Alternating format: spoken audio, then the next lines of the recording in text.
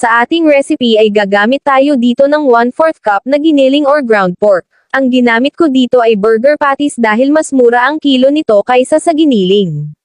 Depende pa rin po yan sa lugar kung saan mas makakamura ay yun na lang po ang gagamitin o bilhin natin. Pagkatapos niyan ay ilagay naman natin ang iba pang ingredients. Sibuyas, bawang, itlog, kaunting asin at paminta. Pwede rin maglagay ng kaunting soy sauce dito pero dahil burger patties ito ay hindi na ko naglagay ng soy sauce. Halu-haluin ito hanggang sa mag-combine ang mga ingredients sa karne. Panghuling ingredients ay ang 2 tablespoon na harina. Mix it well.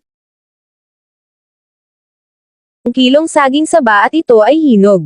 Huwag gumamit ng overripe na saging saba dahil hindi gaganda ang outcome kapag gumamit ng sobrang hinog na saging saba. Sa recipe na ito ay mas mainam na gumamit ng malaking saging saba. Itong nabili ko ay maliit kaya medyo pahirapan sa paghiwa at paglagay ng karne nito sa loob. Hiwain sa gitna ang mga saging saba na parang naghihiwa ng hotdog bun.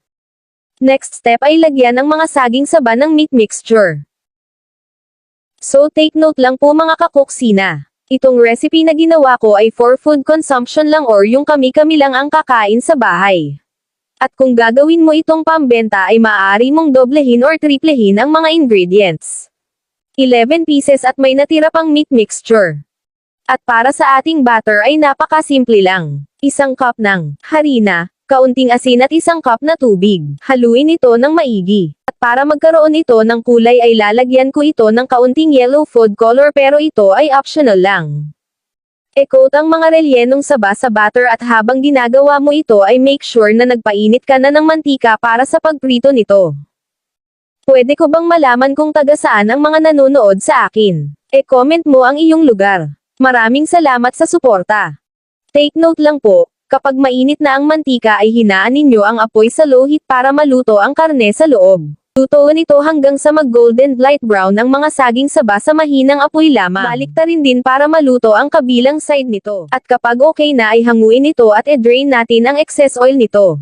Estimated selling price nito ay mga nasa 20 pesos. Ito na ang ating negosyo recipe. Relyenong saba o banana meat. 2-in-1 sa sarap.